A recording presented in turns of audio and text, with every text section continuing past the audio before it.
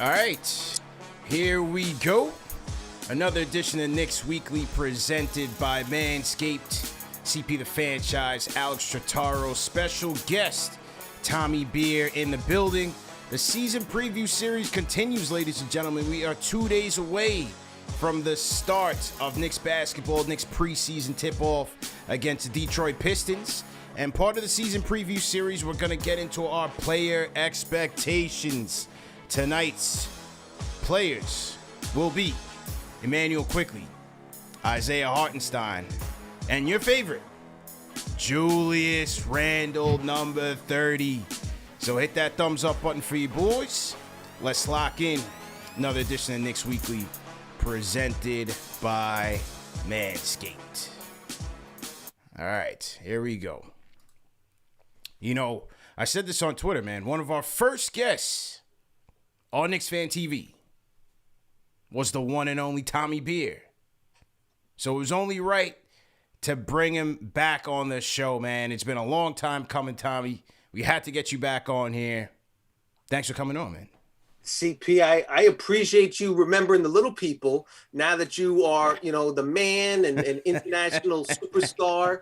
Chilling with RJ Barrett and these guys, got your own show, you got ads on your podcast, so I just appreciate you remembering the little folks now that you have ascended to the top of the media landscape. Come a long way, man, but nevertheless, we got to have you on because you're definitely a sharp mind and somebody that we like to go to and engage with in this Knicks content ecosphere that we have here. So let's start it off with our player expectations, and Immanuel Quickley, man, he's up first, going into his third year. I thought Quick really, had a good second year, all things considered. Yes, the shooting numbers weren't quite there, but for me, Quickley's ascension really came in regards to being a playmaker, in his second year. Really stepping up as a playmaker, orchestrating the offense very well, settling the troops off, in Derrick Rose's absence. No Derrick Rose. Immanuel Quickley, I thought, really stepped up. He and Obi, the connection there, the chemistry that they had coming off of the bench, I thought Quick was really solid. And also, closing minutes. Quickley was one of those guys that closed a lot of games for the Knicks. And so he actually met with the media today, and here's what Quick spoke about in terms of what he was working on this off season. Here's Immanuel Quickley at the podium. Do you have specific off season focuses basketball wise that you wanted to specifically? Finishing around the rim was definitely one. That's why I added a little bit of weight just so I could finish around the rim. I think that'll help my field goal percentage.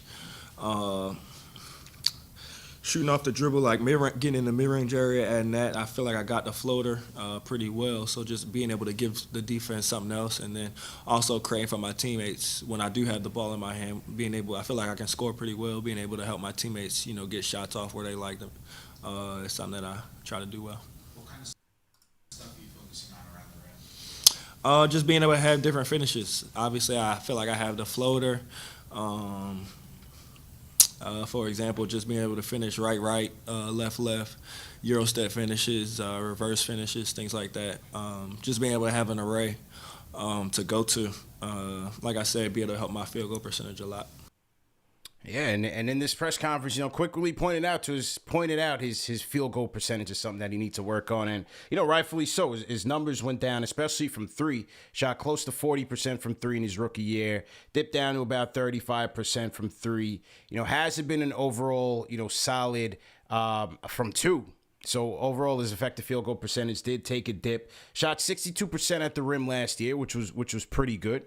And as he said, he's working on something counter to the floater. The floater we know is his A game, but some more arsenal within the 3-point arc would certainly help Quickley. And as I said, man, as a playmaker, his assist percentage went up 16% in his rookie year to 23% in his second year. Tommy, I'll start with you, man. What are some expectations for Quick going into year three? Yeah, I think you bring up an important point, and if we're going to start out talking about his field goal percentage, which it is important to note that he shot below 40% from the floor each of his first 2 seasons in the NBA, and he acknowledged that that's something he certainly needs to improve upon. And we saw a little bit, if we're looking for positive signs, as you mentioned, his play in the second half of the season was certainly a step in the right direction. The fact that he only started one game, the last game of the season, remains ridiculous. That Alex Burke started 22 of the 23 games they played after the All-Star break still baffles the mind. But he did see 27.5 minutes off the bench second half of the season, averaged 16 points. He's also a good rebounder for a guard, averaged 5.2 rebounds. It's a very good number, a very high rebound rate for what people kind of consider an undersized combo guard. And just as importantly, that assist rate really crept up. We know what he did the last 5 games of the season, but just over that final 23 games, post All-Star break was at 4.8, nearly 5 assists a night. So he really, showed an improvement in his playmaking. So those are definitely encouraging signs. I think a lot of people view him as having an enticing upside as well as a solid floor due to his ability to put the ball in the basket, and obviously needs to finish, get to the rim more. And even if he's making shots, if he gets to the line, we know he's a 90% free throw shooter. Those are definitely ways to get 4 or 5 extra points a night. I guess the one thing going forward, looking ahead, is where those minutes are going to come from. Only played 27 minutes a night, 27 minutes per game over the second half of the last season. That's when the Knicks didn't have Jalen Brunson, obviously, right. Didn't have Derrick Rose. So now that you add, we know Derrick Rose is going to get his minutes. We know that they gave Jalen Brunson $100 million to play, 33, 35, 37, whatever the case might be. We know Grimes is going to get some playing time at the 2 guard. Fournier is going to play, whether sounds like he's going to start. So I guess the question then becomes how is Quickley going to see a significant amount of playing time to kind of take that step forward that I think a lot of Knicks fans think he's capable of. Yeah, and the guy who played the most fourth quarter minutes for the Knicks, will that change going into next season when obviously you have to factor in, as you said, Brunson, DRose coming back if he's healthy? Do they go with a Quickley Brunson backcourt in the fourth quarter? I think they will. I think they'll definitely be, comfortable using those guys. But, Tibbs loves to close with Rose too, and Rose has proven himself to be a quality fourth quarter player. So it'll be interesting. Will they ever go with those 3 guys together? Will they just kind of play the hot hand, 2 of those 3 guys? I think that's what'll be very interesting going forward. Al, how about you, man? What do you think about Quickley going into year 3? The thing that I want to see Quickley do is what he talked about is being able to finish around the rim, right? Last season, he averaged 7.4 drives per game, and we know how Tom Thibodeau really appreciates guards that really put pressure on the rim and just know how to attack. Obviously, he's got that floater, and he can get that thing going anytime, but he's going to have to be able to finish layups around there and finish through traffic. It's good to hear that he put on weight so that way he can fight amongst the trees, right? Yeah. So just having a layup package and being able to figure out like diverse ways getting inside beyond the 3-point line to score. I think that will make him a more diverse guard, but definitely has to be able to drive. We already saw the increase in his playmaking, obviously from last season. I think that's just going to take another step up, but just being also a consistent shooter, because there's nights where he can go cold and, we need him to be pretty consistent as a shooter overall. He started off last season pretty struggling. Yeah, he struggled. I mean, I think he averaged, beginning before All-Star break, he was averaging 9.4 points, 2.3 rebounds, 3 assists, 36.8 field goal percentage, 32.8 3-point percentage. Those are not good numbers. It wasn't until he got more run after the All-Star break where he started to take, that lead where he averaged 16 points, 5.2 rebounds, 4.8 assists, 43.9 field goal percentage, 38.3 3-point percentage. That's where we need to see him at.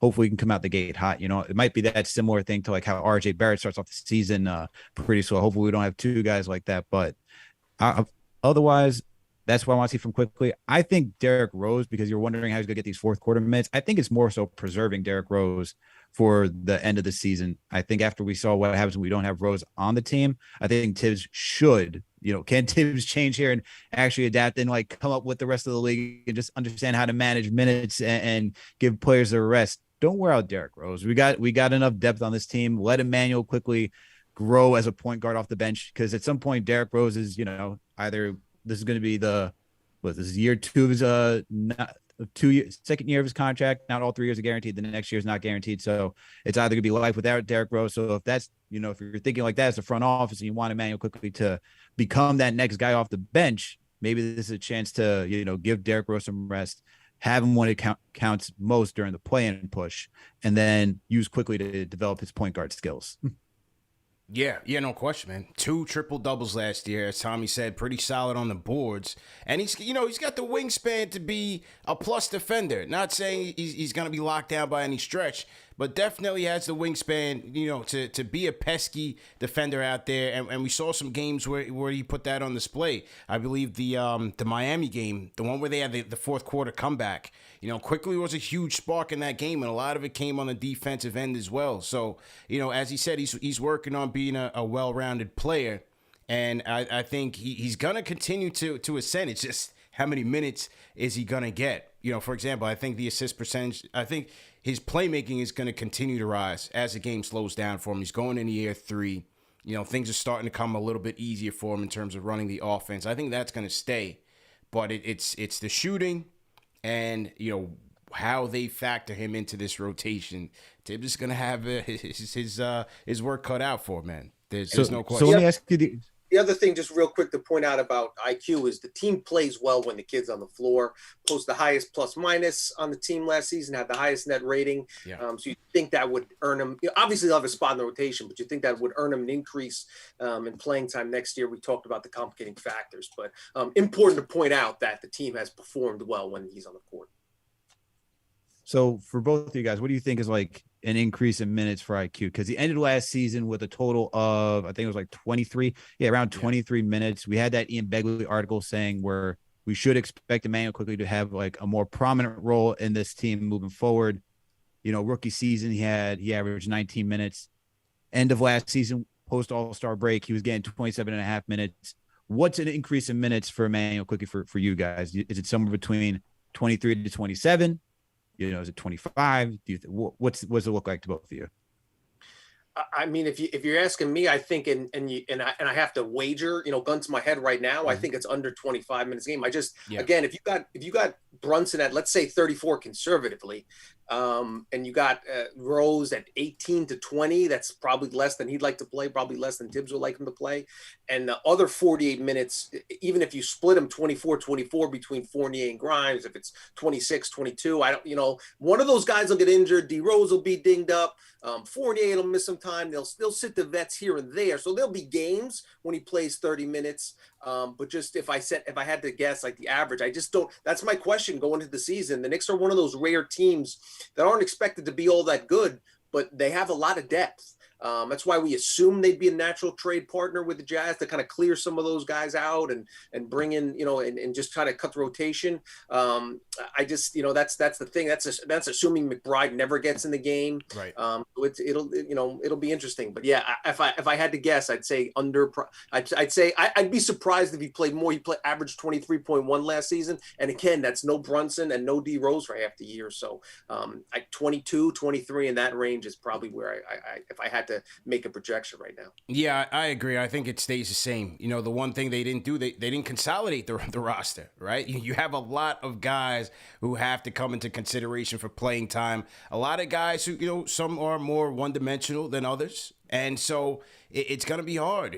Where does Grimes' minutes come from? DRose, he's coming back motivated, ready to play. That's Tibbs' guy. Brunson is going to get 35 minutes, more than that? He just signed on. He's 25 years old. So there's going to be a lot of guys having to play for playing time. And it's going to be interesting. I don't think Quickley's minutes are going to be that much different than what they were last year. You also got to factor in Grimes too, right? I mean, Grimes is another guard that you got to go in there. This is where, like, I think I could be optimistic at 25, but I think I'm around where with you two, with both of you, where it's like 23. I'd like to see it get up to 25. I feel like that'd be a good, like, even though he's not going to be a starting point guard, like a slight promotion saying, hey, we really want you. We really need you on the floor. I could see Brunson quickly being like a good backcourt. I think as you said earlier, CP, like, Quickley's a good defensive guard, so why not have him out there with Brunson, who's like, average defender. I still think that's a good backcourt you can have out there. Yeah. And just the other thing with IQ is he's going to be extension eligible after the season too. So that's the other thing kind of with these guys. Same with Obi. I mean, yes, there's, you understand that Tibbs is going to want to play the veterans, but from the front office perspective, you got to make a decision whether you want to commit to these guys long term. So that's another factor you would think, especially if the season kind of gets away from the Knicks the second half of the season. I think you'll see that the front office really really step in and say, Tibbs, listen, I understand you want to win, 39 games instead of 36, but we need to see these guys not only to increase their trade value, but we have to make a decision on those guys going forward. This is IQ and Obi's third season. And again, they'll be extension eligible. So it'll be a lot of kind of factors weighing in on Coach Tibbs this year. Yeah, no question. You need to know what you have here, right? Are these guys core pieces to help you win? Are they pieces that can help you get better in terms of getting better pieces? Are they pieces that you're going to bring on? Every player, yes, they have all these draft picks. Every player is not going to get drafted. Every player is not going to be extended into their second contract. These guys need an extended look. Now, Tibbs spoke to the media yesterday. He claims they're going to have larger roles. We'll see what happens there. Quickly, I don't see, any question marks in terms of, his role, his playing time. It may not increase from where it was last year, but he's certainly going to be a factor. That crunch time, third quarter into that fourth quarter, that's Quickley's time to get the team going, and I think he's going to maintain that role. Will he finish games is going to be the question, but for the other guys, as you mentioned, I'm not so sure. So it's going to be left to be seen. And another thing, with Quickley shooting, if he can improve his efficiency, Alan Hahn was on last week and he said that Tibbs felt like Quickley was the best shooter on the team. So I'd love to see it out there on the court, because if he can improve his efficiency from deep, really stretch that floor, space that floor out, it opens things up for everybody. For Obi, for DRose, Hartenstein, for that second unit as a whole. If Quickley can improve his efficiency, it lifts up the entire unit. Absolutely. And we'll talk, we're going to talk about Hartenstein a little bit too, but that second unit is something I'm really looking forward to. But it'll also be interesting, like we talked about, will he get some time next to Brunson? I think it'll be really interesting because he's never played alongside a real, a point guard of Brunson's caliber throughout his first 2 years in the league. Had Peyton the first year and had played alongside Alex Burks and behind Alex Burks last year for the second half of the season. So he's played some with Rose. Those guys got some fourth quarter minutes together and those were, and Quickley played well. So it'll be interesting to see if those two guys play off each other a little bit here and there. Yep, no question about it. Salute to everybody in the chat. Once again, hit that thumbs up button for you boys. Question for the chat. What do you guys think IQ's stats will be going into next season? Finished last year at 11 points per game, 3.5 assists per game off the bench, and 34% from downtown. What do you think IQ's stats will be? Throw it in the chat, and we'll shout you guys out. Okay, so that's IQ. Now let's talk about the new addition this past offseason, and that is Isaiah Hartenstein coming over from the Los Angeles Clippers. Hartenstein, he's an energy guy, coming off the bench, his best season of his career, had some run-ins with the Rockets, some with the Denver Nuggets, and found a home. He was in Germany for a little while, found a home with the Clippers last year. 8 points, almost 5 rebounds per game, 46% for three on 30 total attempts. So a low volume, but nevertheless, Hartenstein, comes in as kind of that counter to what Mitch and Sims are, and a guy who can space it a little bit. He's not the stretch five that we would like the Knicks to really have, but a guy that can space it a little bit. I think his passing ability is really what's going to help this second unit. And I continue to say what I'm going to continue to watch for in the preseason and the season is a chemistry with he and Obi.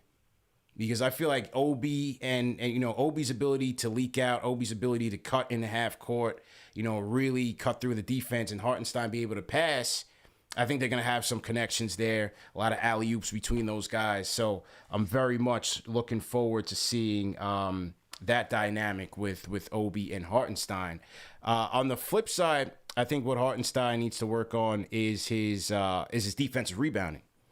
A lot of teams get on the boards when he's out there offensively, and that's certainly an area that he needs to tighten up on. You know, his rim protection was good last year, but one area that I think he needs to work on is definitely his offensive rebounding. Tommy, what do you think about his the acquisition of Isaiah Hartenstein? I'm really high on Hartenstein. He just happened to be one of those guys that I really enjoyed watching play. One of those non-Knicks that, you know, he was a league pass guy for me whenever the Clippers were on the whenever there was a Clippers game. He was one guy to keep an eye on. I thought, and I wrote about it prior to the Knicks signing him. I thought he'd be one of the more undervalued free agents available on the open market. So I think the Knicks got him on a great deal. And I really like what he brings to the table.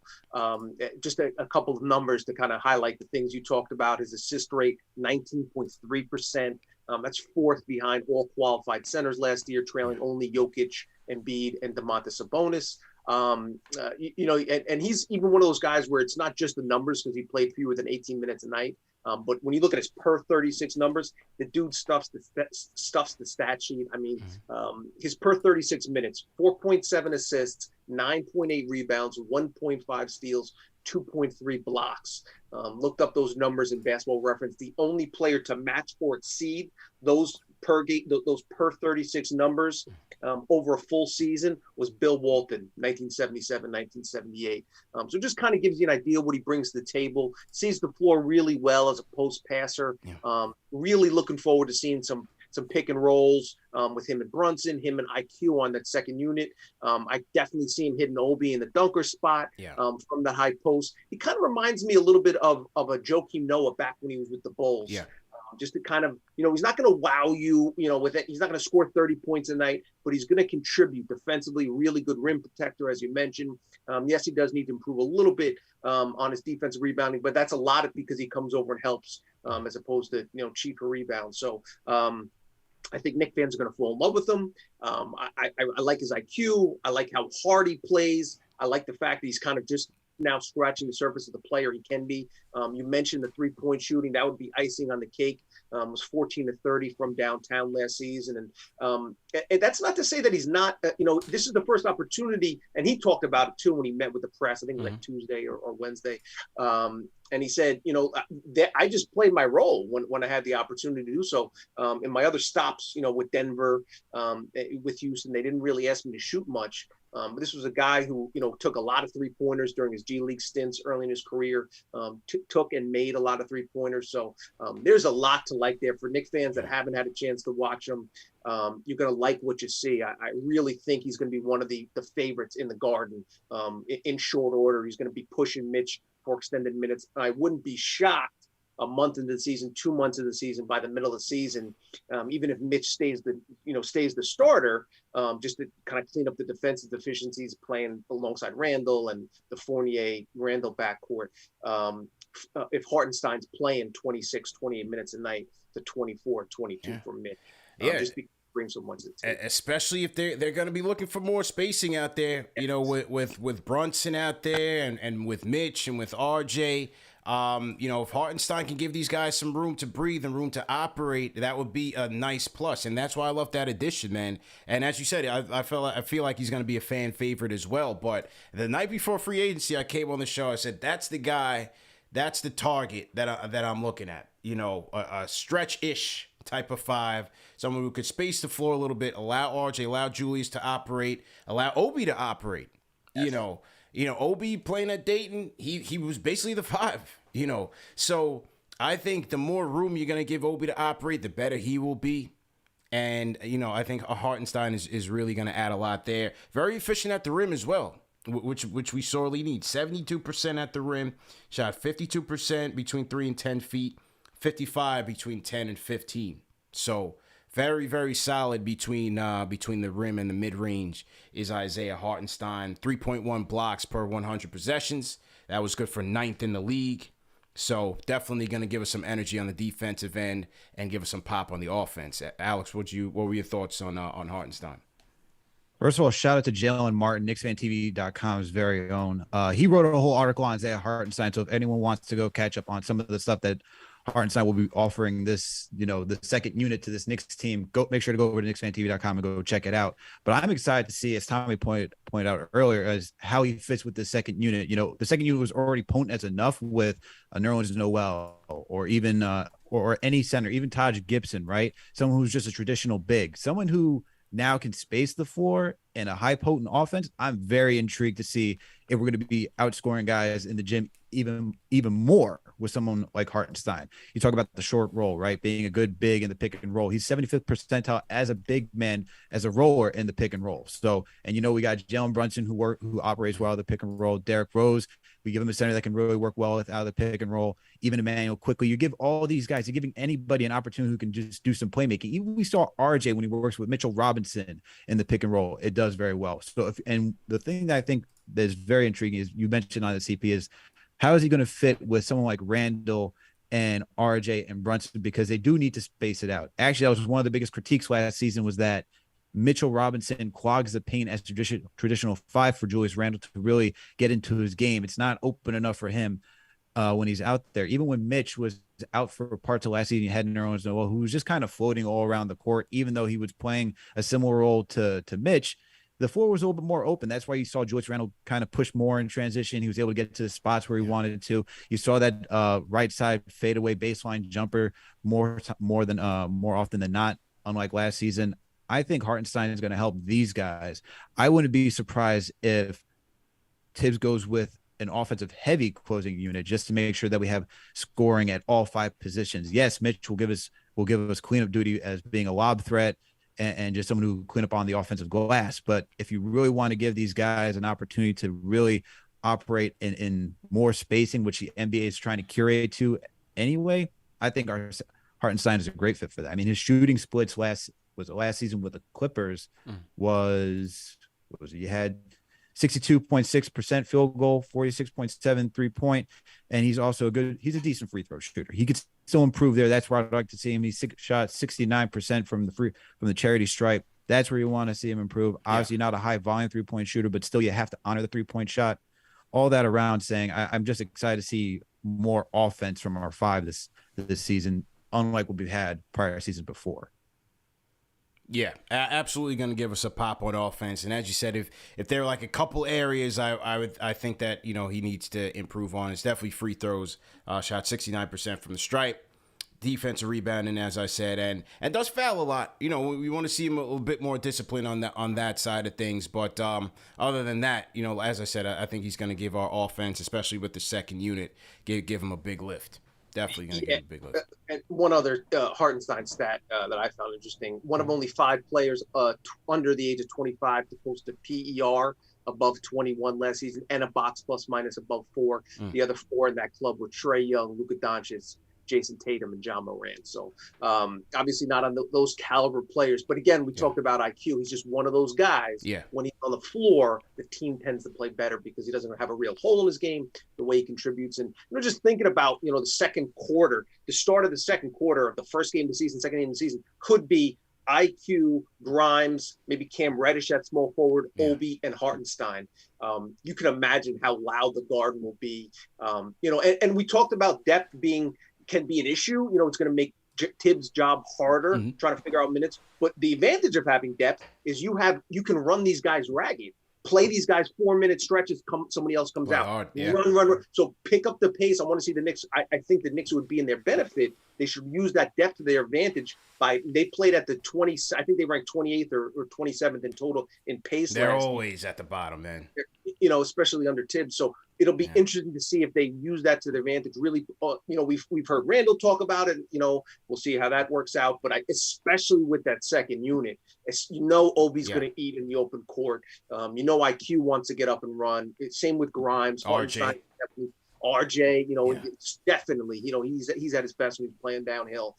So I think that's, especially with that second unit, really push the pace and try to wear other teams out, with that second unit.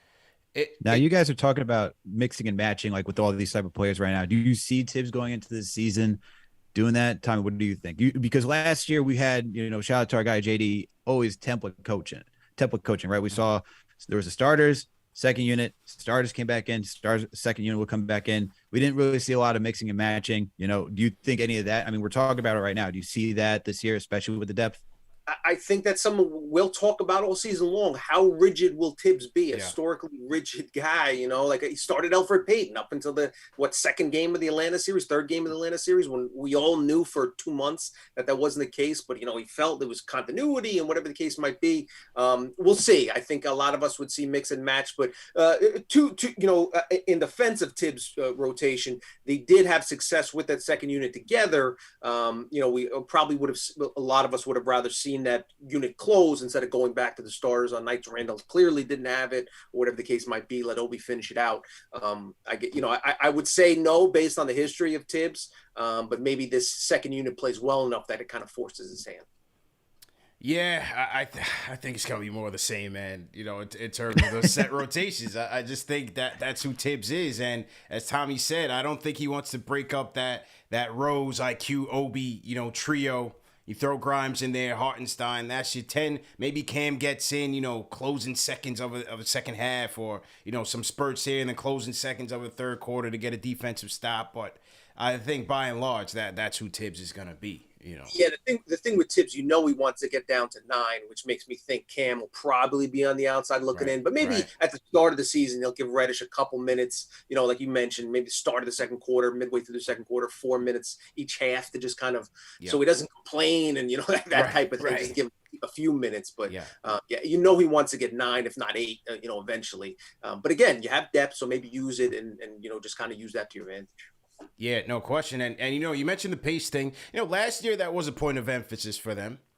This year again, and last year they would have moments in games where they're playing fast. Either to start games or to start the third quarter. They're trying to, change things because they were a bad third quarter team once again last year. So they would try to pick up the pace, and they would get there, and then it would just grind back to a halt. They couldn't maintain that pace consistently throughout a game, but as a bad of a shooting team as they were, it would benefit them to play faster, get easier buckets when the defense is not set, get easier buckets in transition so you're not settling in the half court. And, Brunson will certainly help things, but I just feel like you have guys that are just better fit for playing an up-tempo game, whether it's RJ, it's Obi, I think Grimes, Cam Reddish, you name it. I just think overall they have guys that are better suited for up-tempo style play. I actually absolutely do. I was actually looking at that randomly yesterday. Knicks' pace in the second quarter last season was 98.4. Their pace in the fourth quarter last season was 93.4. It just kind of gives you an idea. Knicks' net rating in the second quarter last season was plus 2.9. Their net rating in the fourth quarter last season was negative 1.9. Again, a lot of teams, most every team's going to slow down a little bit in the fourth quarter. Things get a little bit heavier, a little bit clunkier. Defenses tighten up a little bit. But I think to your point, CP, the offense stagnated late in the fourth quarter. We saw it in the third quarter. Similarly, when the offense slows down, the offense would be, Julius Randle jab stepping, 17 feet away, or Barrett trying to create with 4 seconds left on the shot clock, and one of the things I tweeted when I looked at those numbers was Jalen Brunson. That may be his biggest benefit, is prevent that stagnation, prevent the ball from sticking. And a lot of people said he's not a fast player, he's not a quick, and they're right. He's not traditionally not a speedy 90-mile-per-hour point guard. But I think what he's gonna do is prevent that ball sticking and getting to their offense earlier, because you don't have to run up the court, but you can set up the offense and get it quicker. And if people got to make decisions, a lot of that's on Randle, a lot of that's on Barrett. They got to make the adjustment, shoot or pass. We don't need you holding it for 5 seconds and trying to create on your own. You don't need to do that anymore. We've got a point guard that can kind of set the table for you, get paint touches, get a foot in the paint, and then create for others. And I think the thing with that is that with why they were so fast in the first half, slow down in the second half, is that without that point guard last season to really control everything and really control the pace of the game, they just go 110% in the first half. Then with the amount of time that Tibbs let the starters in, third quarter comes around, they're already gassed by the third quarter. You just saw it. That's why I went to a grinding hole. And I think with Jalen Brunson, Tommy, is that even though he's not going to be like a De'Aaron Fox, it's just going 100 miles an hour up and down the court, he will pick and choose when to go 100 miles an hour, when to bring it down to 50, go 20, like walk it up. That's the thing that we haven't really had from a Knicks point guard, is really controlling the pace of the game and dictating when we're going to move and just get into our spots and how fast we're going to get into our spots. That's what I'm looking forward for Jalen Brunson this season. I think that's a key aspect that's going to be very helpful for this team moving forward. Yep, no doubt about it, man. As we hit the reset, salute to everybody in the chat. Once again, hit that thumbs up button for you boys. Knicks Weekly presented by Manscaped. Special guest Tommy Beer is here with us. And the season preview series continues, man. Knicks are 2 days away, ladies and gentlemen, from the start of Knicks basketball. Look, I saw some craziness over the weekend where people were reacting to practice notes. We don't know if they were real or fake. I don't know if you guys saw that, but there were some practice notes going around, and people are going crazy about what was said in the supposed text messages. All I can say is I'm thankful that real games are going to be played in a couple days, because Knicks Twitter is just going straight out bat-ish crazy right now over anything. All right, we thought the workout 40 hours away from actual Knicks games. Yeah, we thought the workout highlights are bad. I'm seeing people go ballistic over written notes from a supposed source that was watching practice. It was crazy, man. Absolutely bananas, man. Yes. Hey, man, people are just jonesing for Knicks basketball, and just to see, is there going to be any change, or we're just preparing for the worst, where there will be no change whatsoever. That's what's really going on over here. That's why when you hear Tom Thibodeau saying, hey, Evan Fournier is the current front runner to being a shooting guard, it's like, oh, okay, here we go. We're just going to go back to the same old thing. Hey, man. Yeah. Is what it is. Well, looking forward to it, man. Absolutely looking forward to it.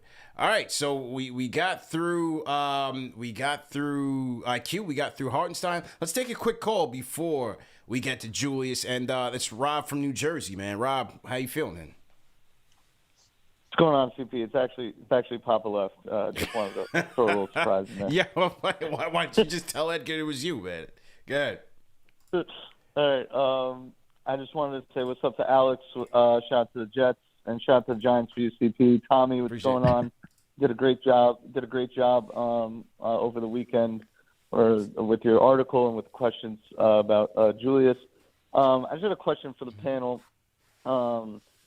Great panel, by the way. What do you guys think about the vocal leader on this team? Like, do you think it matters that the team has a one guy that they look to, or do you think, like, Jalen comes in here and he's the universal, on floor game, captain, manager? Or do you feel like somebody of this young core, maybe an RJ because he's a made man now, like, do you think that matters? And if it does, do you think one of those guys ascends, and who do you think it'll be? Thank you for my call. Have a great night. Appreciate it, man. Good to hear from you, man. I think it absolutely matters, fellas. I think it absolutely matters. And when Derrick Rose spoke about accountability, I'm going to play the Rose soundbite after this, but, when he spoke about accountability, it's not just necessarily the coach holding players accountable, which he should, but they should be holding each other accountable. And I think that falls on RJ being that guy. I don't know what Brunson's style is, to be honest. From my research, I'm not sure what type of leader Brunson is. Is he just a guy that, leads by example? Is he a vocal leader? DRose certainly has that locker room and has to be that guy again. But I think it's got to fall between DRose, and it has to fall on RJ this year. There's no Taj. We don't have our Udonis Haslem type of guy. I think it's got to be RJ. It's got to be DRose. I agree with that. I think, like, we missed Reggie Bullock, right? After we heard about all last season, Reggie was that vocal leader 2 seasons ago as well, next to Taj Gibson, and you just saw how it was missed. I mean, yes, we all know about how coaches need to keep players in check, but you need one of your own peers too. It's better when you hear from your own peers saying, hey, man, like, you got to step it up here. Like, this ain't the right way to go about it. You should really be there for, like, after post-game conferences. No, you should be really looking out there for, looking for the guy who's out in the arc, who's wide open, instead of just forcing a shot on 2 guys or anything like that. And with someone who can hold, like, another team accountable, I think it's going to have to lean on Derrick Rose, RJ, as you said, CP. I don't see anybody else who's going to do it for this team. From what I heard about Jalen, it sounds like he's more of a leader by example type person from the podcast that I listened to.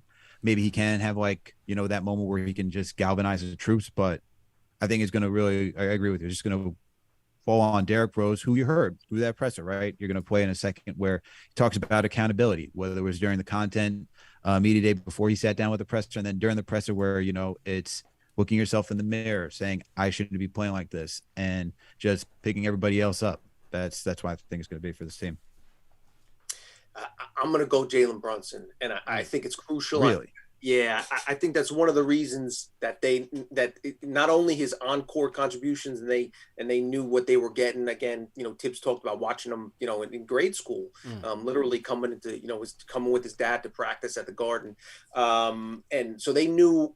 I think just as important as the on-court production, I wouldn't say just as important, but definitely a factor in the value they placed upon him was his ability to be a coach on the floor. I think that's what something Tibbs has been looking for a long time. Certainly something the Knicks have been looking for the better part of 2 decades. And I was really impressed with Brunson's approach.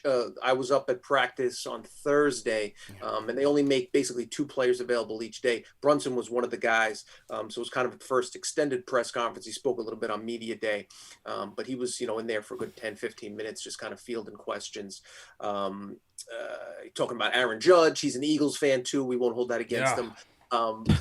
Jersey guy. So, he just had a real calm presence and demeanor about him. I think he really understands. It's not surprising, considering his upbringing, but he really understands how to play the game.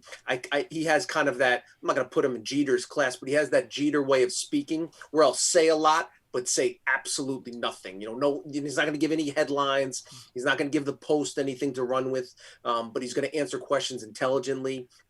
And he spoke to this point directly. Actually, they talked about him first year with the team. Are you going to be comfortable kind of, just kind of speaking your mind and letting guys know where you're coming from? And he said, yes, absolutely. One of the things he said specifically was, you have to understand your audience. He said it like 2 or 3 times. I thought that was an interesting quote. He just talked about every guy doesn't respond the same way. Some guys you need to yell and grab by the jersey and say, this is how we're going to do things. Some guys you just kind of need to be a little bit more quiet and take them to the side, not in front of the team. But he made it clear that he understands his role. I think it's something that Tibbs and Leon Rose in the front office has spoken with him about. Don't take a back seat. Yes, it's your first year, but the reality is, I think Julius Randle has needed somebody like Jalen Brunson. Oh, yeah. Rose talked about it last year. He's definitely one of those guys, and he will be the most respected veteran on the team, especially now not with Taj around. But Rose talked about he felt a little bit uncomfortable when he wasn't playing to be that guy that would lead things. I think RJ Barrett envisions himself as that, but again, he just turned 22, just kind of getting his, he'll be that guy. The Knicks want him to be that guy as well, and slowly but surely he'll develop his, he'll kind of find his voice. But I think going forward, Jalen Brunson, and again, he will be the highest paid player in the team. That brings it all, let's be reality. This is a business. Randall wasn't going to listen to Elfrid Payton wave him off. I don't want to pick right now, or Alex Burks or anybody like that. Give me the ball, high post. I'm going to do what I got to do, and I'll pout if I don't get my way. Brunson will, wave away picks and do what he does. And I think the Knicks desperately needed that. So I think they just kind of need that chemistry, cohesion. So I think that'll be a very important part of how we judge the signing and how we judge Jalen Brunson's first couple of years in New York will be how he is as a leader and kind of getting the team on the same page going forward. I'm looking forward to it, man. We've needed this type of stability. It's been a long time coming, damn near a decade. And obviously, the thing is, you just love the prototype. Nova players always coming with leadership qualities, maturity to him, well coached. Shout out to Jay Wright. I'm sure, coming up with his father being a journeyman through the league, coming up with the Knicks and things of that nature. He's seen it. He's seen it all. He's played for some of the best coaches, and he seems prepared for this moment. Hell, when I went to the Bronx for the Pro-Am, man, he seemed to handle the adversity quite well. Those people at Hostos Community College, they were chewing Julius up, man. But Brunson, he was taking it all in stride, man. He seems like he's got a good head on his shoulders. So we'll see what happens when things tip off on Tuesday for sure. Yeah, I've been impressed. That was my first kind of extended interaction with him. I think the media's gonna, he's gonna get along with the media. He's gonna get along with the fans. He's just one of those guys that's real easy to root for. Hometown kid, and as you mentioned, Villanova winning, Dallas Maverick winner. high school winner. Everywhere he's been, teams play. He's another one of those guys. Teams tend to play better when he's on the court. He can do a little bit of this. He can play off the ball. He can play next to Rose. He can play next to IQ. He can play with Fournier. He can play with Grimes. We've seen him play against a real high usage player, Luka Doncic, who had the ball in his hands all the time. So I think, one of the reasons obviously was the family ties and all that stuff. But he acknowledged it. Listen, I want to be that guy. Like, I think I can be that guy. A couple of reporters asked him, like, were you surprised at how well you played? He was like, not at all. Like, that's who I am. Like, I could be the dude that can play next to Luka. But if Luka misses the first three games of a playoff series, I can average 25 myself. Like, I'm that guy. Yeah. So just give me the ball, give me the opportunity, and watch me cook.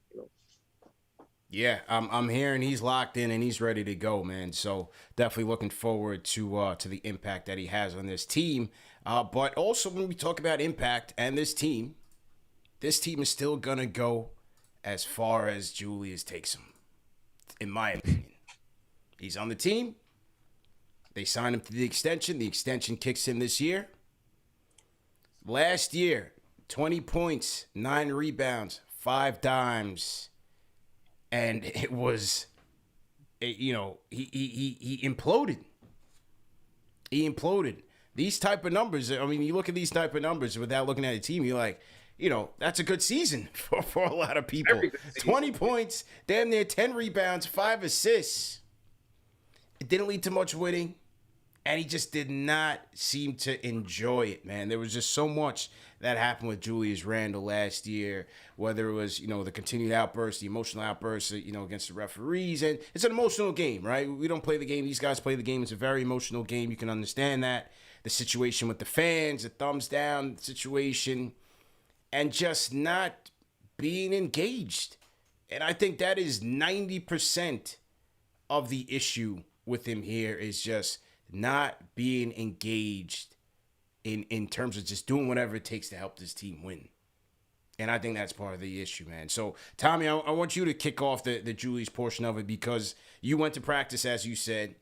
You spoke to Tibbs about the situation. So, I want you to kind of dig into your article, to your newsletter on the Randle topic. Yeah, it's a fascinating topic, kind of point of conversation. And you're right. I mean, listen, the reality is if the Knicks are going to surprise teams and be a top 6 team, top 5 team, qualify for the playoffs as opposed to play in, they need a productive Julius Randle. That doesn't mean they need Julius Randle averaging 22 points, but they need him contributing defensively. He's a good passer. He's a good rebounder, and they obviously need him defensively. And just as importantly, they need him to, as you point out, look like he wants to be there. The technicals with the refs, I understand that. He slaps the iPad out of the assistant coach hands. It happens. Right. Arguing a lot of good players, Jordan and you name them, would get angry and get upset, and that boils over from time to time. If anything, you would hope that energy and that frustration would manifest itself in increased defensive intensity and effort. And to me, that's what was sorely lacking last season. And to speak directly to my conversation with, the questions I asked Tibbs, was just basically what I found interesting was Tibbs and his consistent defending of Randle last season. And is it surprising? Initially, definitely not. Some guys need to be kicked in the butt and called out publicly and dragged through the mud to kind of get, focused. They don't self-motivate, or they, instead of reacting positively, they'll kind of go in a shell. So, the head coach will treat them with kid gloves. They'll snap out of it, and that'll kind of manifest itself. It happened in December. It dragged into January. Tibbs still defending him. End of January, Tibbs still defending him. February, the funk continues. Tibbs still defending him. At some point, I think we all were wondering, okay, and at the same time, Tibbs is calling out Obi Toppin's defense. If IQ misses he said, I think RJ Barrett, something about not practicing during the All-Star break. So he wasn't afraid to call out certain players. But we know with Randle, which made me think, again, just an assumption that there was something going on behind the scenes with Randle, and Tibbs was aware of that. So we didn't want to push too many buttons, and, hopefully. And also, Tibbs won Coach of the Year in large part because Randle wasn't just great. He was fantastic. Incredible. He was incredible. top 10 player in the NBA, second team All NBA, one of the best individual Knicks seasons in my lifetime. So it really was a remarkable, and Tibbs understood that. He owed him a great deal. I think he wanted to, when somebody plays that well and wins you a Coach of the Year award, Knicks get home court because of it. You have a lot of faith, understandably. All that being said, we went basically the whole season. Tibbs never got on him. So the first press conference, that I had an opportunity to attend, that was certainly something I was willing to. I was wondering if Tibbs had thought about that in the offseason. Like, listen, the way we handled it last year didn't work. Maybe we'll try a different approach. And it wasn't the case. I asked them initially, were you happy with Julius Randle's effort defensively last season? Not the numbers, not the team offense, right, not wins and losses. Just because we know Tibbs tells us he watches the tape 4 or 5 times more than us. So when you watch the tape, and just watching that once was frustrating for Knicks fans. Imagine watching it 4 or 5 times, not boxing out, not helping up teammates, not closing out, not diving for loose balls, just kind of sulking around the court. Did you look back? Were you surprised at that? Maybe you missed it the first time. Just basically giving him opportunity to say we need a better effort from Randle this season because it's important for the team. He went the other direction. It dodged the question the first time. I said, okay, no, specifically about you. He talked about the team defense. We were second in defensive rating and assist and defensive rebounding and rim protection. I said, no, specifically about Julius Randle. Were you happy? Were you content with the effort he put forth on the defensive end? Kind of gave me a word salad, didn't answer the question directly, but he said his team defense, and I quote, was very good. That's going to rub a lot of fans the wrong way, and that's kind of what I wrote about. It's like, I understand Tibbs wants to do that, and if you think it's best for the team, I respect that. He's going to say what he wants to say, but that's a slap in the face to fans that a lot of people watching the stream at 10:30 on a Sunday night before the Knicks have played a game, spent a lot of time and energy watching all 82 games or 75 games, or stayed up late on a West Coast trip for a team that's 13 games under 500. They saw just as well as all of us. Again, it wasn't just about the numbers or his field goal 3-point percentage regressed. That's all. I think a lot of folks are understandable and acceptable. They expected some regression. What Knicks fans, what New Yorkers who stay up to 1 o'clock in the morning for a West Coast game and then wake up at 6 o'clock in the morning to take the 1 train down to, and work a full day, they're going to work hard. So they just want you to put forth that effort. They can live with a lack of results as long as they see an intense effort. And that's what they didn't see from Randle. That's why they got on him constantly. That's why they called for Obi, who played with energy and spark. And yes, maybe it's easier to do in 18 minutes a game. But that is what they want from Randle. And I think going into the season, he's in a real precarious position because if the Knicks struggle, they didn't get Mitchell. There's a lot of fans still upset about that. If the Knicks get off to a 3-6 start, a 5-11 start, they will come after Randle. He's going to be the focal point of the animosity. How will he handle that? We know he didn't handle it well last year. We'll forget the thumbs down again. It's upset. It happens in the heat of the moment. But it wasn't just that. He dodged questions from post game. Didn't go to press conferences. All this stuff adds up. How will he respond to struggles when he hears, "Oh, we want Obi," and he will hear that. You will hear that a lot. How will he handle that? That could determine if this Knicks season go off the tracks early. Do the Knicks find a trade partner? Does it force their hand? That I think will be the kind of very, very interesting. If the Knicks get off to a good start and they're 11-4 and they win their first 3 games and then winning cures all. We know that with every sport. Giants are 3-1. They have a lot of holes and whatever the case might be. But we're not going to talk about that. We're going to focus on the positive. It covers up. Imagine if the Giants were 1-3, we'd be hearing a lot more about Kenny Galladay's contract. Oh yeah, no question. But they're 3-1, so it buys everybody a little bit of time. Focuses on all the right things. Fans are optimistic and hopeful.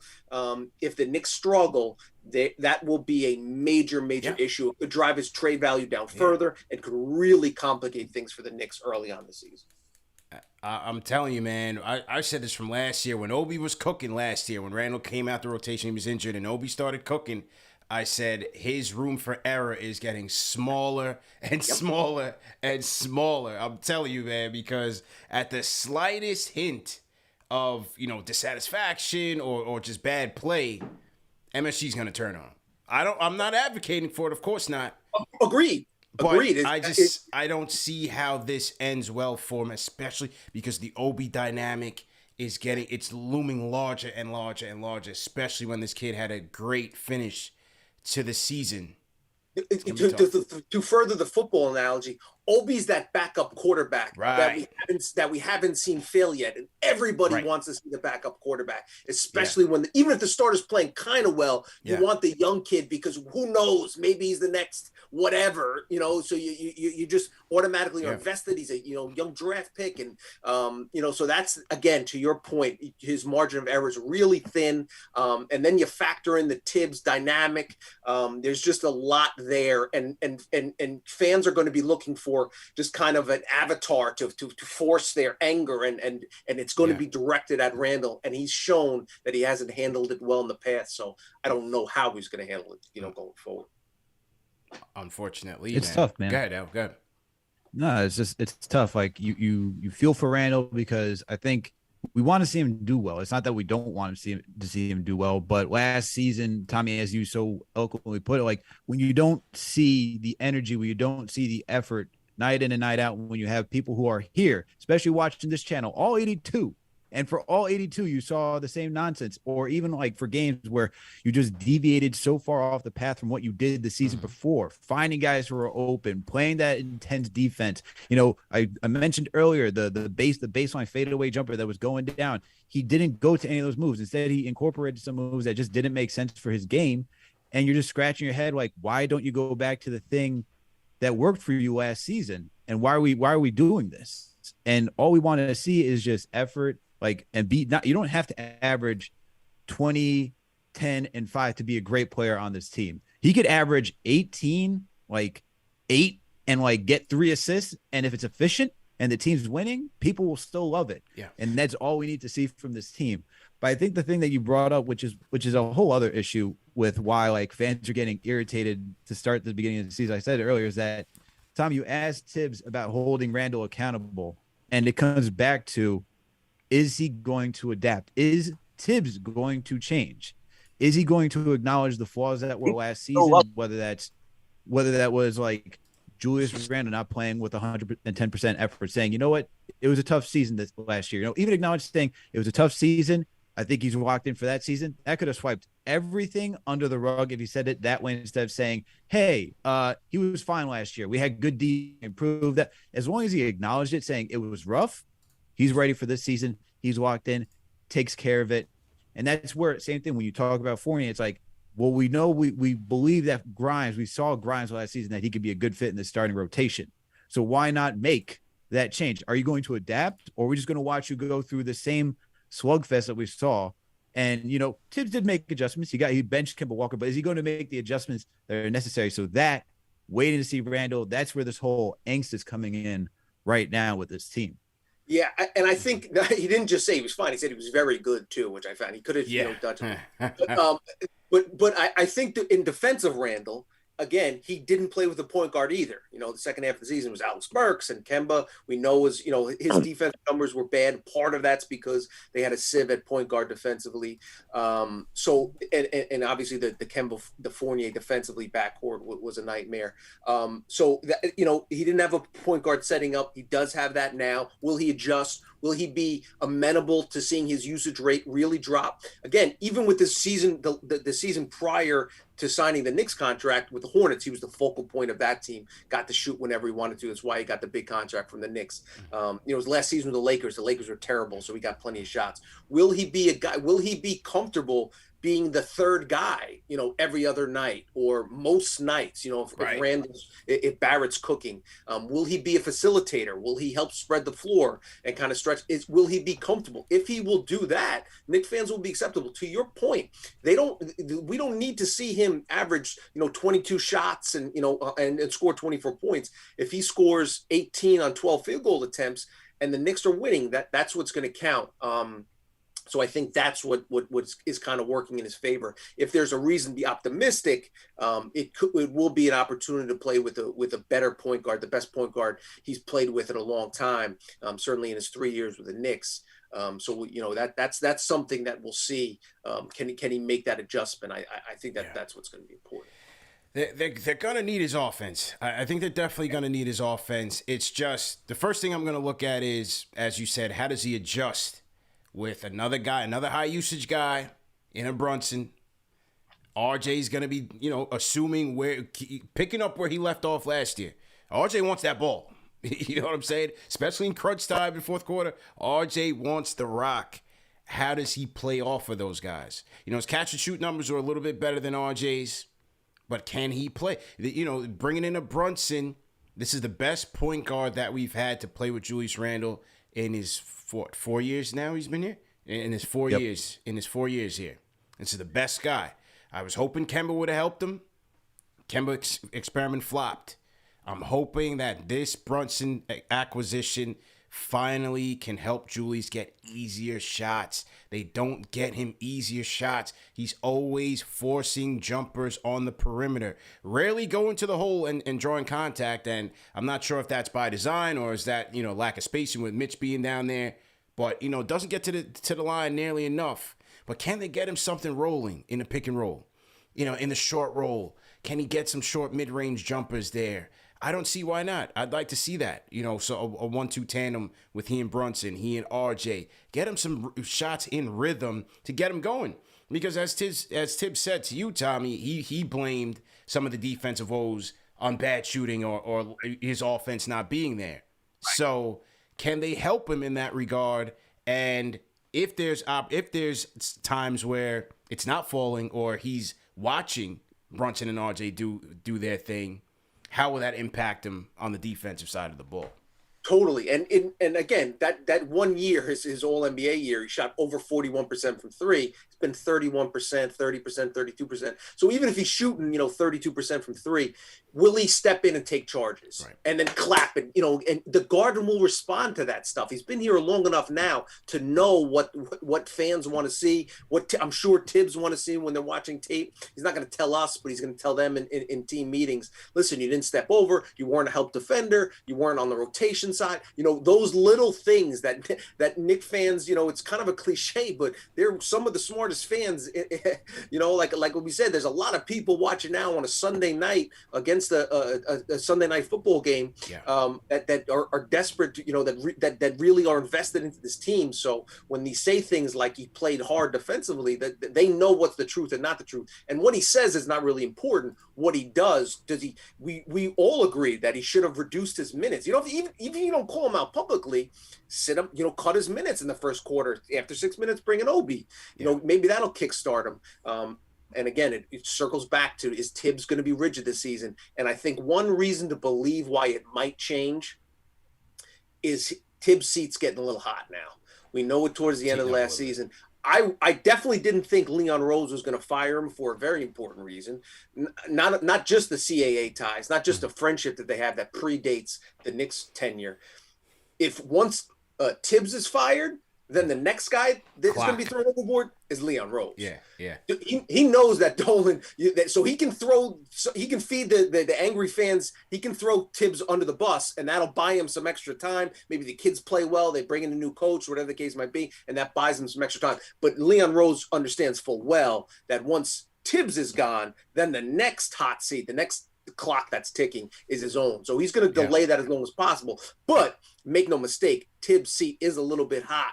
And obviously Rose will give him the benefit of the doubt. But if I think Tibbs will realize middle of the season, second half of the season, the one way to save his job is to play the kids and say, okay, we're going to commit to the rebuild, even though I don't think Tibbs is the guy for that. And again, this is not to knock Tibbs as a coach. Yeah. If you have a team that wants to win right now, Tibbs is the great coach. Yeah. Get every ounce, every win out of every minute that you can on the floor. The issue is that same coach is the reason he played Alex Burks 20, I think Alex Burks was like seventh in minutes played in the second half of the season of all NBA players. His foot got grinded. Yeah, my man's foot. My man got bunions and everything, man. He's tough. So that's where it works against you. Will Tibbs be amenable to adjusting his style a little bit to prolong his stay in New York, because he wants to be successful here. So we'll see how it plays out. I think Randle will be able to step his game up with having someone like Brunson. I think the thing that Randle didn't have was prior to Randle's extension, did he actually have a point guard that he fully respected? Like, yes, he was friends with Elfrid Payton. We know about that story about going to dinner, speaking with Rose and getting everything they needed for this season to turn the season around. But once he was gone, did he really respect Kemba? Like, Kemba wasn't as much as New Yorkers love Kemba Walker and the idea of having the prodigal son of New York back home. I don't think necessarily Randle did. I think he was like open to the idea of testing it out, but he didn't really feel it. Now with Jalen Brunson, who got the contract, dude that was just in the Western Conference Finals, right? Showed in the first round that he could hold it down while Luka was out. You have to throw some respect on his name and be like, when Jalen Brunson says, hey, get out of my way, I'm running the ship right now, you kind of have to respect what Jalen Brunson is going to bring to this team. So I think that's a dimension that's going to actually play to Julius's favor and actually get him into the spots and position that he needs to succeed. I do think this will help Julius Randle because, CP, as you noted on the show, and Tommy, even you as well, like we have not had a point guard for Julius Randle since he's been on this team. Yeah. And again, Knicks fans are frustrated, but they want their team to win. And Julius Randle, if they win, he's going to be a big part of that. And there was a reason that they chanted MVP every time he stepped to line 2 years ago because he was playing that well. The Knicks fans aren't hoping that he failed. Right. I think that's kind of something that they the Stephen A. Smiths of the world kind of want to perpetrate, that they've already given up on him and all. Knicks fans are hoping for a turnaround. And again, that starts. It's not necessarily reflected in the numbers. His just on court demeanor, the way, and especially on the defensive end, I think will go a long way in kind of mending that relationship. No question. Let me get to this Rose soundbite from Media Day when he spoke about accountability. Here's Derrick Rose at the podium. Salute to everybody in the chat. Hit that thumbs up on the Free Boys. Knicks Weekly presented by Manscaped. Special guest Tommy Beer with us. Let's go. It kind of fell apart last season. I wouldn't say I was the heart and soul, but I wanted to win. I could say that. And I think what this year is all about is accountability, like being able to not get in your feelings or taking it personal when somebody's coming over and giving you constructive criticism. And as a man and as a professional, you're supposed to understand that, and y'all could talk shit back to each other here and there, or you get mad, but you leave it on the court after practice or after that game or after that moment so that you don't prolong yourself. Man, oh yeah, stop playing with yeah. Stop playing with me, bro. Yeah, you know.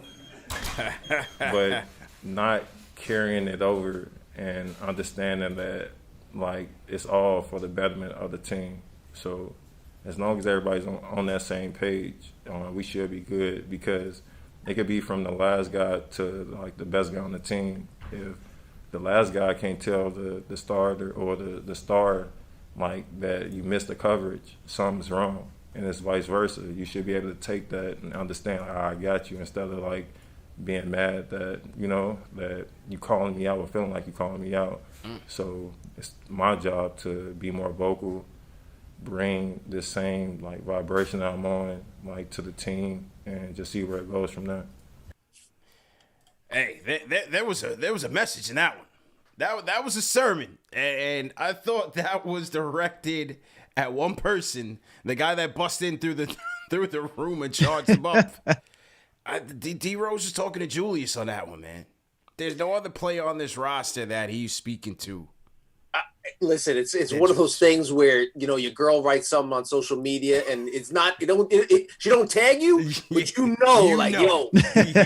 directed at you. That's right. Or you hear her talking on the phone to a friend, like, yeah, this is okay, I get it, I hear you loud and clear. You don't even have to acknowledge it, but you know it. So yeah, I think it was a loud and clear, direct message. To Julius. I don't think it's a stretch to assume that. Yeah. And it just makes me wonder. It's just like you said, Tommy, with Brunson, right? Brunson kind of understanding how to approach certain players, because everybody's different. Everybody's wired different. Everybody's built different. Some people can handle it. Some people can't. You have to treat, especially today's player, very differently, treat everybody differently. So I'm just wondering, from a coaching standpoint, is Tibbs understanding that this is a guy who we have to tread lightly with because we could lose him totally? You know, I mean, and remember, they hit him from the media a couple times last year. And I think that's definitely what we clearly that was their thought process, because that was their Tibbs's course of action. My question is, it didn't work. So will he change his approach, or does he feel that it's just he's just convinced that any negative will send him just send him further down the rabbit hole? That I don't know. Al, go ahead. Look, I think for Randle, like, obviously this is, as Tommy said, this is like direct at him, but we have to see, man. We'll just have to see what Randle comes in and how his mindset is. Randle talked about it during his presser. He seemed like he was ready, and he's focused. I think he's talked about growing and learning from that experience, but talk is cheap. You got to see it on the court. Will he actually step up and make those changes? It's tough, man. He's been here for now his fourth season. It didn't work out for 2 out of 3 years. He had one amazing season. Can he win New York over again? It's a tall order, man. You did it once before. That's why you just got to play with effort, man. If he just goes out, it's not even at the point. It's not only playing with effort. He has to play with effort and be effective. Because if he's not effective, then it's like, well, you have Obi Toppin right there. Yeah. So let's see what he's got. So he could have kind of mitigated it last season if he just played with effort and was trying to go about it. Potentially, it's all based on how his on-court production now. He's in a hot seat as well with Tibbs. Yeah, no question about it, man. So we'll see what happens as things tip off on Tuesday. We'll see what type of which Julius Randle shows up to start this season, man. But definitely looking forward to the preseason. So to everybody in the chat, once again, hit that thumbs up button for you boys. Knicks Weekly presented by Manscaped. Remember, fellas, go out and support our sponsors, man. Go to manscaped.com, enter promo code KFTV for 20% off plus free shipping. Go out and go get that Lawnmower 4.0, and they got a ton of other great products, great men's grooming products for you guys, man. Shampoo, conditioner, body wash, deodorant, cologne, you name it. So shout out to our guys at Manscaped for holding us down for about 3 years now, man. We've been rocking with Manscaped for a little while now, so we definitely appreciate their support. Okay, let's take a couple of calls and then I'll wrap up. Let's go to Deo from Brooklyn. Deo, what's going on? Deo going once. Oh, Deo. He might be manscaping, man. I don't know. Maybe he's busy. All right. Well, we'll go to the next guy, man. Let's go to Dwayne from LI. Dwayne, how you feeling, man? What's going on, my brothers? How's everything? Good, man. What's going on? Ain't much, man. I just was sitting here, and I agree with a lot of stuff that y'all saying as far as Randle's concerned. My biggest concern right now is Tibbs giving this younger core more opportunity. I feel that Rose will probably – Leon, let's put it this way. Leon is probably at a point where it's coming to an end for Tibbs. And I love Tibbs. I love him to death. I really do. I just think that with the core that we have, I don't think that he's promoting the right culture that we need for this team. New York is hard. They're hard on a lot of players that come out here. And, what he showed with Julius last year and Julius showing his temperament, I just feel that he may not be the coach for this culture, if that makes any sense. So how do y'all feel about, Tibbs moving forward for this culture of players that we have? We have Brunson, we have a very young core. Yeah. Well, I agree with what Tommy was saying earlier in terms of if this team is intended to go a full rebuild, Tibbs may not be the guy for that. He may not be the guy for that because he's a guy, he wants to win.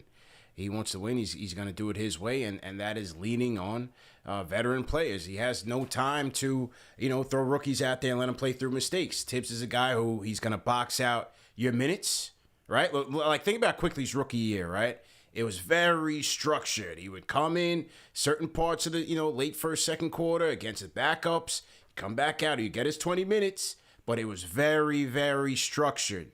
Tibbs is not a guy that's just going to throw these guys out there and just, let them go through the motions and whatever happens, happens. Once you make that mistake, look at Obi. Once you make that mistake, you're back on the pine. So it just depends on where this team sees themselves going over the next couple of years, and whether Tibbs is that guy. I'm not so sure. Obi's the prime candidate of explain. I mean, I think it was he had played more than 25 minutes once, like before the last month of the season when Randle got hurt. But I think it was 27 minutes but he obviously, I mean, this is the 8th overall pick in the draft. Is a high the 8th pick. One of the highest rated picks the Knicks have had in a long time. Averaged 11 minutes per game. I think it was 30th among all rookies that his rookie year, and then still the first half of the last season was 14 minutes a night. Even though he'd shown some promising signs. The thing with Tibbs, and I'm actually writing a column now. It'll be posted probably sometime this week. Mm-hmm. Tibbs is a win now coach, and the Knicks are a win later team. And that's not a great mix. And I think Ian Begley had an article talking about, Tibbs deserves the benefit of the doubt. He understands, but the Knicks aren't going to be happy with a 39-win team or 38-win team, whatever the case might be.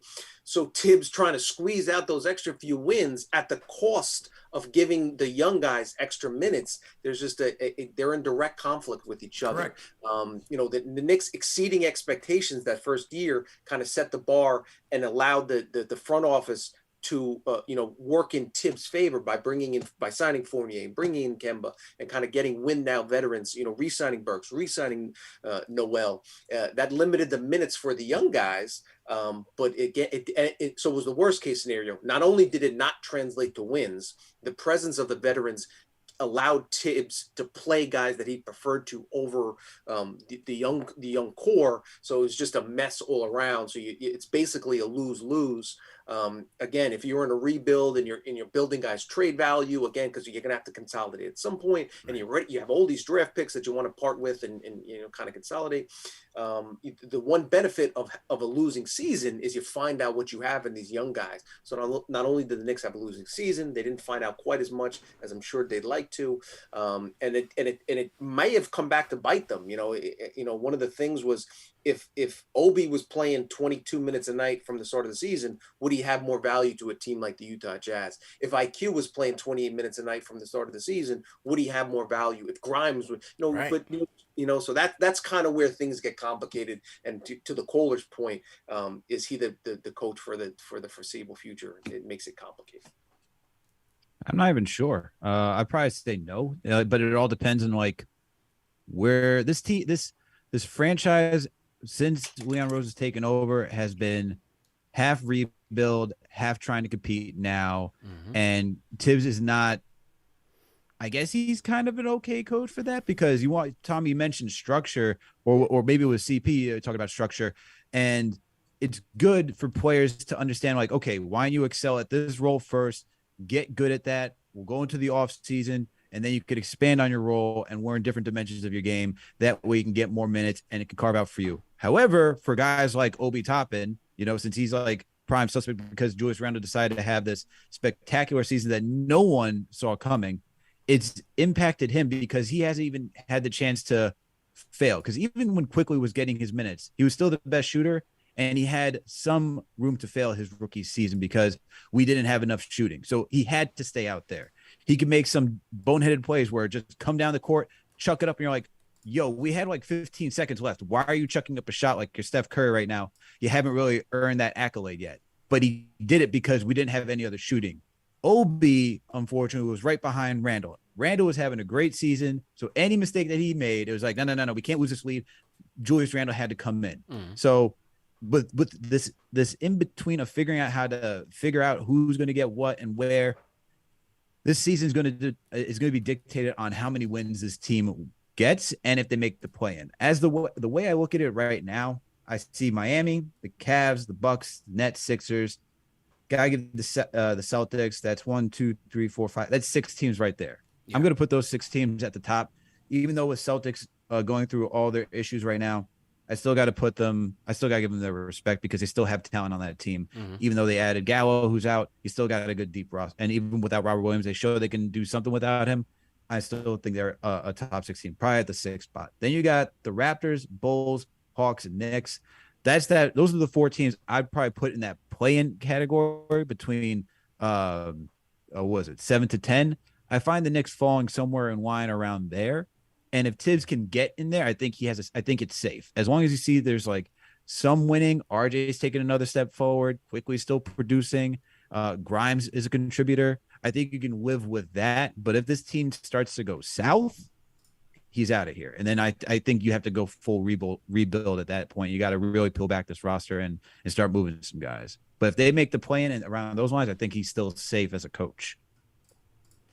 All right, back to the phones. We'll take a couple more. Let's go to I'm going to go to Justin in St. Louis and then Lethal Protector on the Discord. Get ready. All right, Justin from St. Louis. Let's go rapid fire. What's up, CP? What's up, Tommy? What's up, Alex? How you doing, man? I just wanted to say, man, I was watching the show, man. I love this show, man. I've been tuning for the last 2 years, man. Let's go. I see CP growing and elevating, man. That's what's up, man. Appreciate it. But I just wanted to say, just on the whole, just Tom Thibodeau, just Julius Randle, just the whole thing, basically. I just feel like it's time for us to go young. Like, I just feel like, not that I'm saying Julius Randle can't do the job. It's just the fact that we have Obi Toppin, and Obi Toppin he could be a future piece, and I feel like we're messing up his development by putting Julius in that spot. And I think, we will win now. We're trying to make the playoffs. I say, keep Julius, but I feel like we need to start turning to a younger direction and start growing Immanuel Quickley, start growing Obi Toppin. To start growing our future RJ Barrett. All right. Appreciate the call, man. Appreciate the call. And we'll see. Again, we'll see which Randle comes to play this season and how the Knicks go forward with this Randle Julius thing. It's never ending, man. All right, Lethal Protector on the Discord. Lethal Protector, go ahead. Lethal Protector going once. All right, Lethal Protector's not ready to go. All right, Ari, let's go. What's up, yo? Y'all hear me? Loud and clear. Let's go rapid fire. What's up? Tom, you're on fire today. I agree with everything you said. It's funny. I called in last week and said pretty much the same stuff you said, and it was called terrible. But that's neither here nor there. But I appreciate you, Tommy. You always give great stats on Twitter. So shout out to you. My question to you, Tommy, is you hit the nail on the head with the accountability thing, right? Like Tibbs didn't hold Randle accountable, but he has different standards for other players on the team, right? And it doesn't look like Leon Rose is holding Tom Thibodeau accountable, and it doesn't look like anyone's holding Leon Rose accountable, so on and so forth. And just what's happening right now, they're limiting media access, things of that nature. To me, it seems like they don't want anyone holding them accountable, and the only people that do are people like you, me, KnicksFanTV, the fans that are calling the shots. Because we do work really hard, man. We work really hard, and sometimes we want to know what direction this team is going, right? Now, my concern is that, you hit the nail on the head with this. Like, we're in win now mode, even though we're a win now team. We're not a win now team. I think that's been the problem for the past 25 years. That, along with optics, we always try to win now. We always try to, make these like splashy moves and mortgage the future, and we never could just go through a rebuild. And I feel like the Knicks fans could go through a rebuild. We could do it organically. But they don't want to hold the people, the Knicks don't want to hold themselves accountable to the fans. And that's what I think, man. So I just want to know your opinion on, like, why are we always in win now mode? Why is it always win now? Why can't we have the patience to go through a rebuild and build it organically, like, an Oklahoma City or what the Spurs are going to try to do, things of that nature? Because the fans, we could handle it. But we just don't know because they don't have to answer to us. So just want to hear your thoughts on the rebuild versus the win now culture. And thank you for taking my call. It's a great point. And it gives me a chance to address what I think is the biggest myth in New York sports in the last 20 years is that Knicks fans won't embrace a rebuild. I couldn't disagree more.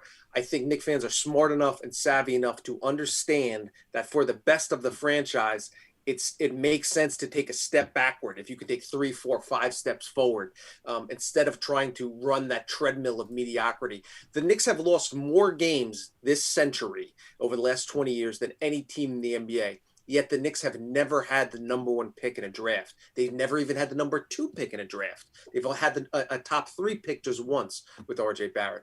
So the worst place you can be in the NBA is the 11th seed. It used to be the 9th seed, where you're just outside the playoffs. You're not good enough to be a good team, but you're not bad enough to be a bad team. And that's been the story of the Knicks for the last 20 years or so. In terms of the culture and Tibbs, to his credit, has developed. You want guys to win every time they step on the floor, and Tibbs deserves some credit for developing. Obi Toppin. We've seen him improve from year 1 to year 2. IQ seems like he's headed in the right direction in terms of a player. So you want to give some credit to Tibbs and Johnny Bryant and those guys. But again, it comes from the top down. So you're right. The fact that they don't speak to the press, I understand that a lot of fans don't care about it, nor should they, because if Liam Rose talks to the media, he's going to give the same BS answers that he gave to Alan Hahn on the MSG broadcast. That's not going to change. But to your point, there should be accountability at some point. And I think the one thing Rose did was he traded Nerlens Noel. He traded Alec Burks. Tibbs would probably prefer to hold on to those guys. Let go of Taj Gibson. So maybe, you could see that as a little bit of holding Tibbs' feet to the fire. Tibbs would love to have a guy like Donovan Mitchell who would make the Knicks a win now team.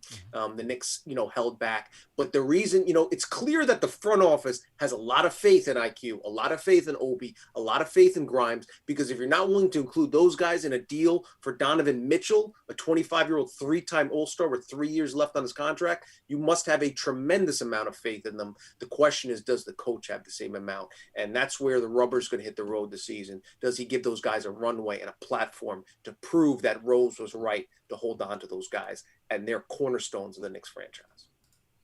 No doubt about it, man. Back to the phones we go. Rapid fire. Park City Deon. Rapid fire. Let's go.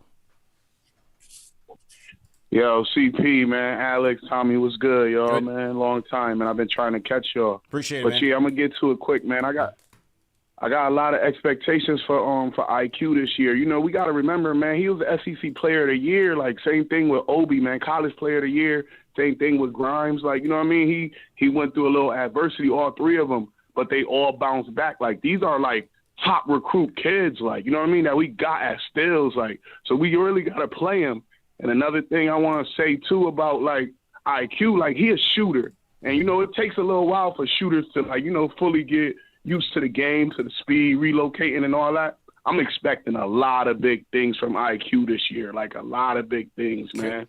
So that's all I really want to say. Like, we got kids at late round, but these are top tier kids, like coming out of high school, and they battle with adversity. And that's another thing I see. Like, the front office picked a lot of kids that they had a rough ride, but the talent was there, and they all bounced back, yo. So that's big. Like, that's why they don't wilt under the lights at MSG. But that's it, yo. Appreciate it, man. Appreciate the call. Park City Deon, long time caller. Icewater and BK Icewater. Let's go. Rapid fire.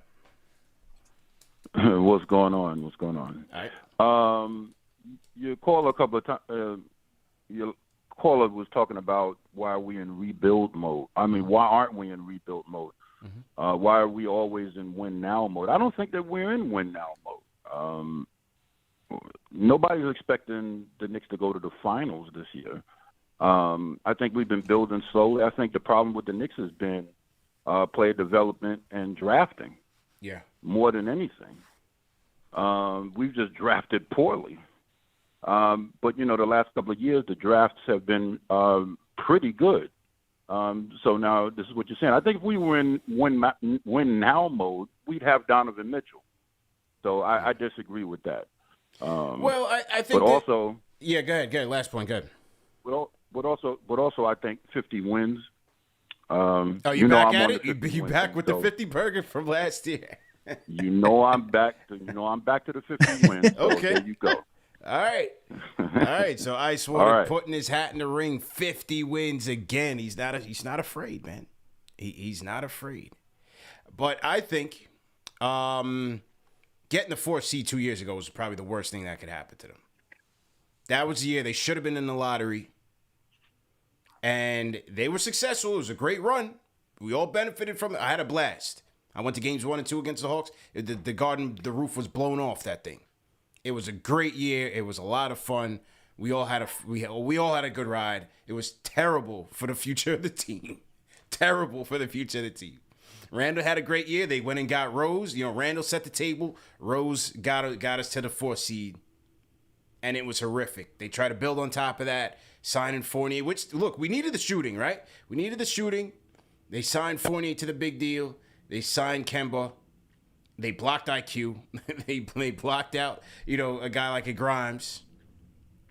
It was tough, man. And the experiment flopped on him.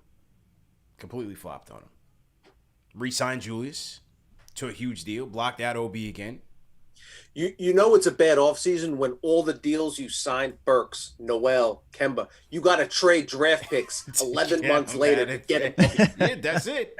That's not a good reflection on an offseason of work. Yeah, no question about it. And so, it kind of put them in the middle. It put them in the middle once again. They tried to build on top of that success that they had. Maybe you get some more shot creation, help Julius a little bit. It completely flopped, and now they're stuck with, Julius, who we're not sure what he is.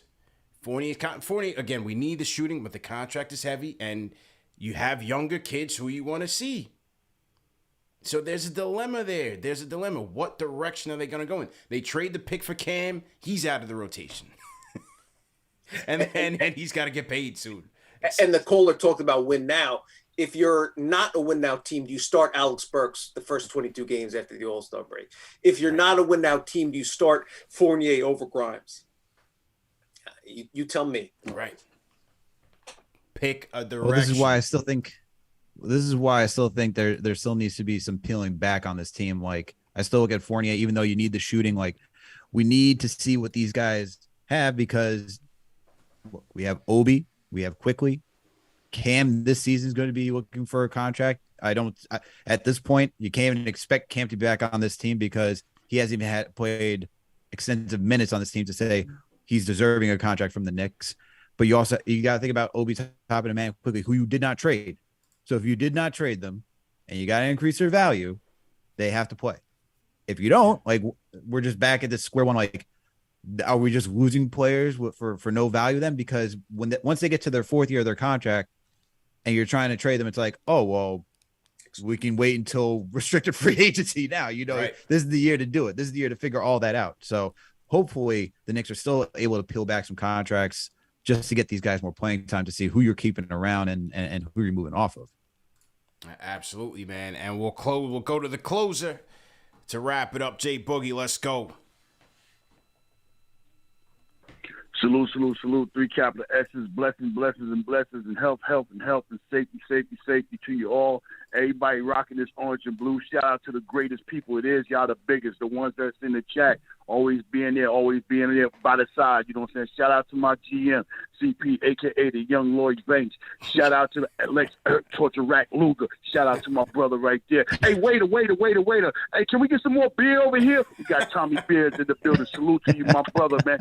I just want to start it off like this. I'm going to say that I don't care what happened last season. I don't care what happened in the off season, but I call it the on season. I don't care about none of that. I'm ready to tip the season off. See, when you lose your last game of the season, you ain't win a championship, you're very upset. You're very mad. Guess what? You can't wait to get back in the gym. You can't wait to get to working back on your game. You can't wait to get back into camp. You can't wait for, for the preseason to start. You can't wait for the real season to tip off and get started so you can move on and show and prove that there's a difference in my game. Everybody is being held accountable. Ain't no one person, no two person. We ain't singling out nobody. I'm calling all cards on everybody that was on that team last year and everybody that's on the team this year. I need everybody to come out and perform and, do what you got to do. Handle your business. Ain't no more playing. Joe time is all the way completely over with.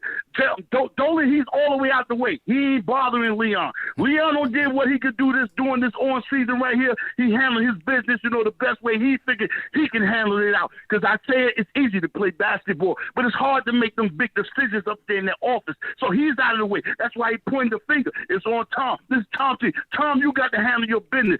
Get up in there and coach your ASS off. I need you to handle your business and pull people coattail. If they playing and rocking, keep playing and rocking. If they ain't handling their business, sub them out. That's the problem. You was playing people too long last year and not putting the guys in the sub. You got to make proper adjustments during all times of the game. You know what I'm saying? Instead of sitting there, I see you got your beard growing, so you're giving us a good look, good different look. Maybe you're going to wear some suits and not wear some sweatsuits. That's how I want to see you all happy and ready to go. You know what I'm saying? I'm ready to go. I just left from Tennessee 2 days ago. I was down here gambling, you know what I'm saying? I'm amped up telling them, yeah, the Giants won out here. We on our way to come win game one out here too. I don't care nothing about Memphis, Tennessee, none of that. All I care is about the New York Knicks. I hope they ready to go. I love what's happening. Everybody being held accountable.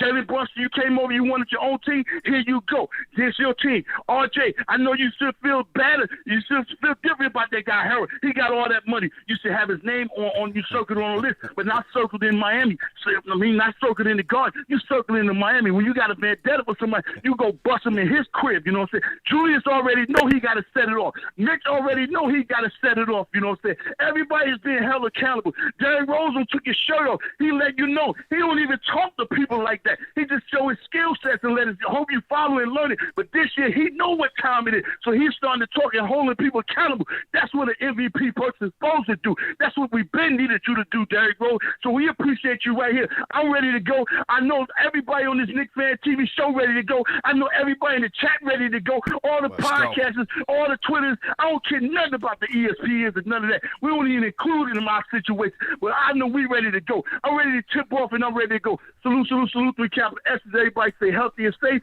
and stop, you know what I'm saying, acting like you don't want to get up and go to work tomorrow. Be grateful and thankful you got a job to go to work to. Hope everybody had a blessed Sunday. Salute, salute, salute, 3 capital S's. J Boogie with a classic Sunday sermon. That's how you close the show, man. You know, that's how you close the show right there, Tom. He's ready to go. 2 days until Knicks basketball is back. I just want Julius Randle to bring the same effort that J Boogie. Yeah. I want to see that energy from Julius Randle. Knicks will have a successful season if that happens. We need to call the Garden, man. J Boogie Motivational Services is ready to go. Just have him tail Julius the whole season, man. Just be up behind Julius's shoulder and get him hyped. Give him Theo Pinson's contract slot. There it is, man. Definitely, man. But great show. I thought this was a very, very insightful show, man. Tommy, we definitely appreciate your support, you coming on here, man. And again, just being a valued member of the community. You know, we definitely appreciate you coming on, man. Appreciate you, CP. Appreciate you, Alex. And keep doing big things, CP. Keep growing, keep grinding. I'm rooting for you. Appreciate it, man. Al, how'd your Jets do today, man? Hey, man, we won, baby. Fourth quarter magic, 2 games, man. We came fourth quarter magic against the Browns 2 weeks ago. Fourth quarter magic against the Pittsburgh Steelers. You already know what it is. Woo! Zach Wilson went 10 for 12. Returned. Hey, man, throwing some frozen ropes out there, man. Throwing some dimes. Yeah. It was great. Yeah. Find Garrett Wilson, find Corey Davis. That's what I'm talking about, man. Good Jets win. New York team's winning today. Let's go. Now, Tommy, how about your Giants, man? Oh, well, you know, my Giants, man, you know, we might be the weirdest 3-1 team in the NFL, but I'll take it because I'll tell you one thing, fellas. I'm so used to this team being a complete dumpster fire by week 3 and the season just being uninteresting. I'm digging it. I'll take it. You might as well call us the QB sneaks because that's all we do. It's Saquon. it's bootleg. Saquon, bootleg. I don't know one receiver outside of Richie James that's catching balls right now. It's just a complete dumpster fire. You know, you had Daniel Jones get hurt, which what else is new? He's running so many bootlegs. He exposes him every time, right? He gets hurt with the ankle. Tyrod Taylor comes in and I'm watching. I'm like, okay, when is he gonna get hurt? Because he's made of glass, right? So I'm like, any minute now, any play, any week, he's going to be out of there. He runs 2 plays. The next one, he goes on a straight kamikaze mission and gets completely knocked out with a concussion. Now we're running Wildcat with Saquon. Daniel Jones coming back out with a bum ankle. He's lining up at wideout. It was a complete mess. But we got it done, man. We got it done. 3-0. They're going to London against the Packers, man. I'll take it. I'll take it, man. And then Tommy, your Detroit Lions were in a shootout with the Seahawks, man. How did that play out, man? It was a good loss. We are the Lions headed in the right direction. Keeping an eye on QBs. The one down in Alabama, so that's a 1-3. Got the Rams pick as well, so Lions heading in the right direction. Love Dan Campbell. Obviously, we didn't have the Sun God today. DeAndre Swift was sidelined as well. Chark was out, so Goff has actually played pretty well. But yeah, stay competitive. Head in the right direction, but rack up those losses. Let's get the number 1 pick. Let's get a franchise QB in there, because that's really the one missing piece. I'm happy with the direction. Love the head coach. I'm happy with the direction of the team. But it looks like Goff is playing all right, though. I mean, I haven't been watching every game. It looks like he's playing okay. Good. He's putting up decent numbers, but he's not the guy you want to build around. He's in a contract year too, so you need that young QB to kind of build around. But he has played well enough. Actually, I'd love to see if another team got desperate, they trade him for additional draft capital going forward. But he could be a guy that could definitely serve as a mentor if they draft a quarterback in the offseason. But they need that guy going forward. Got to get that Sam Bradford deal, right? Sammy Biscuits. I've never seen a guy with higher shoulder pads than Sam Bradford. Man, look like he had 2 biscuits on him. Bradford got the bag. Wow, I remember that, man. Sam Bradford got the bag, man. Anyway, Tommy, man, have a great week. We'll look forward to the content. Just let everybody know where they can find you. Tell them about the newsletter, everything, man. Sure. At Tommy Beer on Twitter is where you can find me and all my stuff. And the link to the newsletter, it's the What's on Tap with Tommy Beer newsletter.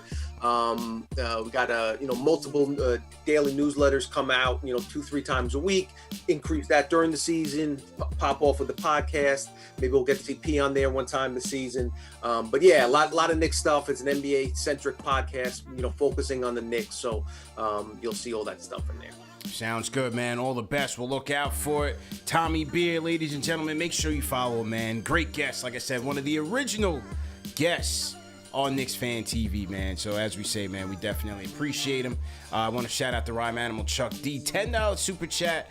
He says, facts, this will be the closest watched first 10 games in Knicks 21st century. We go 3-7 in the first 10, and we will see the Hudson River and the East River splash in a Microwave Square Garden. Shout out to 0031. He says, I would trade a protected first plus Mitch and Cam midseason to bring back Kristaps Porzingis at the 5. Wow, he's missing KP.